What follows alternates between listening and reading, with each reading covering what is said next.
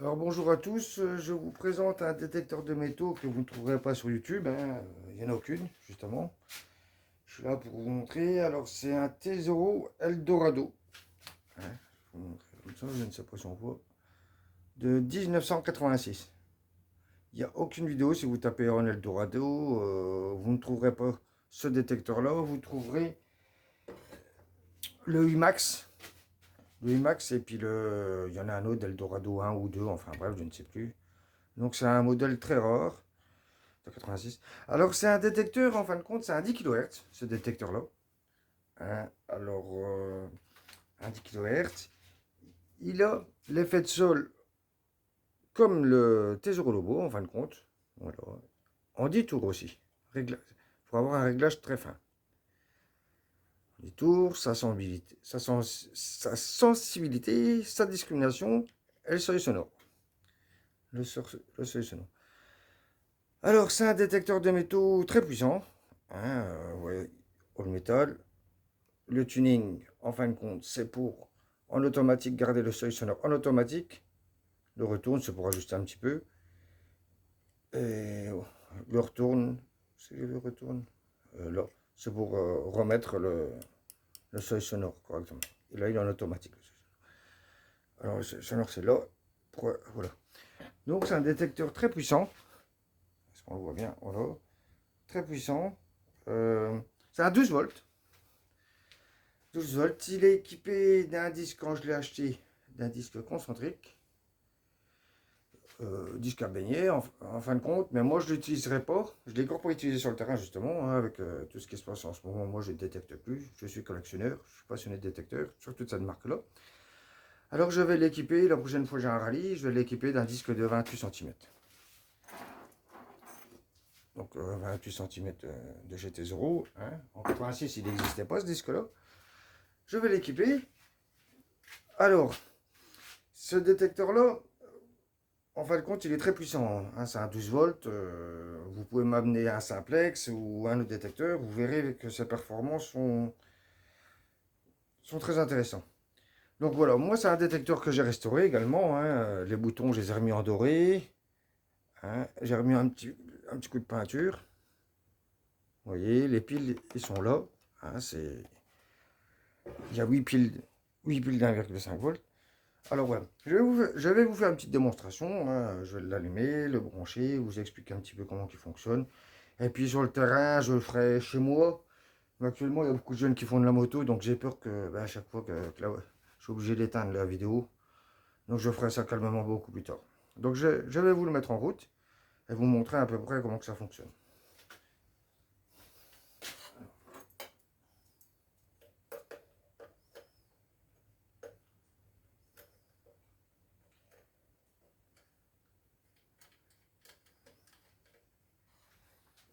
Alors, est-ce qu'on voit bien?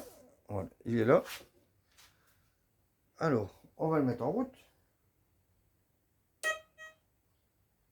Alors, on va mettre la sensibilité à 7 parce qu'ici, j'ai trop d'interférences. Je suis obligé de faire. Je suis obligé d'aller dans la grange, mais bon, j'ai pas envie d'y aller. Je suis dans mon abri là. Donc voilà, je mets la sensibilité à 7. Alors, ça, c'est le seuil sonore. En tout métaux. Vous voyez. Même en mode discrimination, c'est pas comme les lobos. Dès que vous êtes en mode tout métaux, vous passez en discret, il n'y a plus de seuil sonore. Voilà, quand vous augmentez le seuil sonore, c'est pour amplifier le son. Celui-là, non. En fin de compte, quand vous mettez même en discrimination, vous avez un seuil sonore. Là, c'est instable, hein, mais dehors, ça bourdonne comme si vous étiez, comme si que ça, voilà, ça bourdonne comme ça aussi, hein, parce que c'est un peu instable en mode discret. Donc la sensibilité à 7. L'effet de sol à 10 tours, voilà, ça c'est vraiment un réglage aux petits oignons dans le terrain. Alors là, vous passez la minéralisation comme une lettre à la poste, comme le lobo, hein, la vidéo que je vous ai fait, la petite pépite, c'est un effet de sol à 10 tours. Je la prends à 6 voire 7 cm. Ah, voire plus, je ne sais même pas, je vous ai dit 6, mais ça tombe, c'était peut-être 10 cm. Donc voilà, ça c'est un 10 kHz très puissant, hein. J'ai fait un air test l'autre jour dehors, hein, il n'y avait pas de perturbation comme là. Euh, il me chopait à 28 cm largement. Une pièce d'1 euro, 2 euros, je crois, les deux, il me prenait à 28 en air test. Donc là, même avec la minéralisation, ça passe facilement. Voilà. Donc, sans discrimination, hein. Donc voilà, on peut éliminer, hein. Je vais vous faire une petite démonstration avec une pièce, hein. Voilà, je vais tourner un petit peu. Alors, on va voir, regardez. Alors, il est en mode discret. Donc, si. Alors là, hop. Voilà. Une pièce d'un euro. Ouais.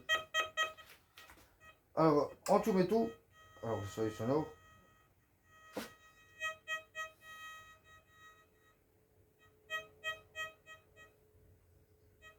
Vous voyez, ça prend bien. Mais avec le grand disque, alors là, c'est avec le grand disque là, c'est même pas la peine. Ouais, ça prend un 28 comme tous les air-tests, hein, il n'y a aucun souci. Ouais, bien. 2 euros. Donc voilà. Ce bouton là, en fin de compte, c'est le test batterie. C'est pour tester les piles. On voir comment que ça fonctionne. Regardez. Voilà. Donc voilà, qu'est-ce que je peux vous dire de plus sur ce détecteur-là? Vous n'en trouverez pas, hein, vous n'en trouverez pas sur le marché. Alors, sur le marché, déjà, en vidéo.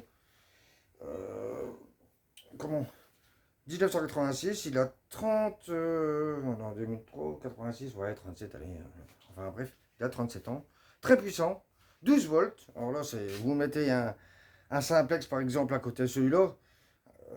Bon, l'autre il a 12, l'autre il a 10. Bon, on n'est pas de kilohertz. Et bien celui-là, il passera mieux la minéralisation qu'un simplex. Voilà, parce qu'il y a des vidéos que je vois en R-test, le simplex il prend loin, oh là, il est performant. Mais dès qu'il faut passer à la minéralisation, il n'y a plus d'image. Il n'y a plus de son, plus d'image. Tandis que lui, il passera la minéralisation tranquillement.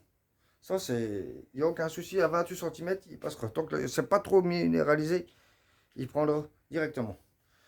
Donc voilà, même avec, vous pouvez prendre un Deus par exemple, vous le mettez à 10 kHz la fréquence, à 28, à 10 28, et bien celui-là il mettra la pâtée. De toute façon, je vais bientôt aller à un rallye, là, détection, et je vais faire des tests de comparaison justement pour leur montrer que les détecteurs de maintenant ne seront pas aussi puissants que dans le temps, quoi.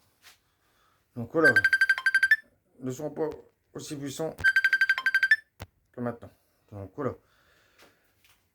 Qu'est-ce que je peux vous dire de plus? Ben, c'est tout. Je vous ferai une petite démonstration d'un Cutlass, un 85. C'est un T-Jour Cutlass, 85. Pareil, il n'y a pas de vidéo dessus. Justement, j'ai envie de changer par rapport aux autres prospecteurs qui font des vidéos de tel produit, tel produit. Moi, j'essaye de montrer des vidéos justement des détecteurs que personne n'a. Montrer leur performance et puis leur histoire, leurs caractéristiques. Voilà. Des tests sur le terrain, comme je vous ai dit, je ne peux pas vous le promettre. Hein, vraiment, faudrait que j'aille en haut de chez moi là-haut, mais il y a du vent, et puis j'ai un trépied, mais voilà, c'est pour l'intérieur, c'est pas pour l'extérieur. J'en rachèterai un plus tard pour faire des vidéos extérieures. Voilà, on va faire des tests de pièces enterrées, tout ça. Voilà.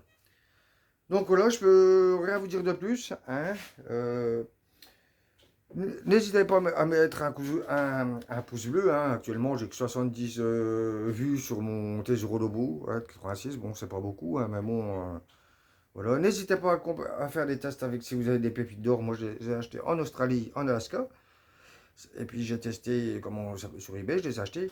Et je teste mes détecteurs comme ça, je les enterre comme ça. Et puis, je fais des tests pour voir si mon détecteur. En plus, le Lobo, c'est fait pour l'eau. Donc, en comparant sur Internet, un Deus par rapport au mien, ben, je constate que le Deus, il est obligé de se mettre à 58 kHz ou 80 pour choper une petite pépite, tandis que le mien à 20 kHz, à 12 volts. Ça passe comme une lettre à la poste. Donc n'hésitez pas à mettre un pouce bleu, des commentaires, hein, voilà, je débute et puis je vous fais découvrir des détecteurs que personne n'a sur le marché ou qui gardent et puis n'osent pas faire de vidéos. Donc, voilà. Bon, ben c'est tout, ben, à une prochaine vidéo et à bientôt. Merci.